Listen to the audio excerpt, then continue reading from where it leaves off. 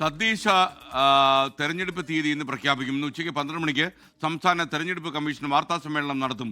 2 ഘട്ടങ്ങളായിട്ടാണ് വോട്ടെടുപ്പ് നടക്കുക.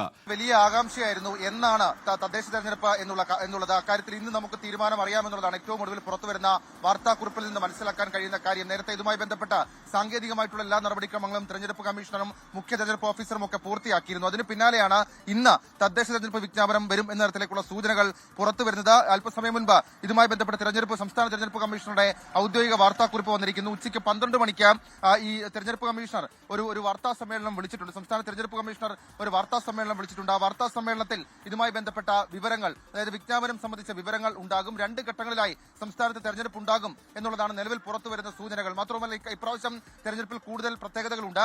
SIR അടക്കമുള്ള കാര്യങ്ങളുടെ പശ്ചാത്തലത്തിൽ രാഷ്ട്രീയ പാർട്ടികൾ വലിയ ആശങ്കയിൽ തുടരുന്ന ഒരു സാഹചര്യം കൂടിയുണ്ട്. അതടക്കമുള്ള കാര്യങ്ങൾ തെരഞ്ഞെടുപ്പിൽ ഏത് തരത്തിലേക്ക് ബാധിക്കും എന്നൊക്കെയുള്ള കാര്യങ്ങളുണ്ട്. സ്വാഭാവികമായും ഈ കഴിഞ്ഞ ദിവസങ്ങളിലൊക്കെ ചേർന്ന SIR യോഗത്തിലടക്കം ഈ SIR തദ്ദേശ തെരഞ്ഞെടുപ്പ് സാഹചര്യത്തിൽ നടത്തരുതെന്നൊക്കെയുള്ള ആവശ്യങ്ങൾ മുന്നണികൾ, രാഷ്ട്രീയ പാർട്ടികൾ ഉന്നയിച്ചതാണ്. ഏതായാലും തദ്ദേശ തെരഞ്ഞെടുപ്പ് തീയതി വരുമ്പോൾ കളം കൂടുതൽ സജീവമാകും. ഇതിനോടകം തന്നെ തിരുവനന്തപുരത്ത് ഉൾപ്പെടെ പല പാർട്ടികളും അവരുടെ മത്സരിക്കുന്ന സ്ഥാനാർത്ഥികളെ പ്രഖ്യാപിച്ചിട്ടുണ്ട്. കഴിഞ്ഞ ദിവസം തിരുവനന്തപുരത്ത് BJP സ്ഥാനാർത്ഥികളെ കൂടി പ്രഖ്യാപിച്ചിരുന്നു. അങ്ങനെ വലിയ രാഷ്ട്രീയ യുദ്ധം അതിന് വഴിയൊരുക്കുന്നു. പക്ഷേ നിയമസഭാ തെരഞ്ഞെടുപ്പിന് മുന്നോടിയായിട്ടുള്ള ട്രയൽ റൺ അത് എന്നാണ്, എത്ര ഘട്ടങ്ങളിലായിട്ടുണ്ടാകും എന്നൊക്കെയുള്ള കാര്യങ്ങൾ നമുക്ക് ഇന്നറിയാം. SK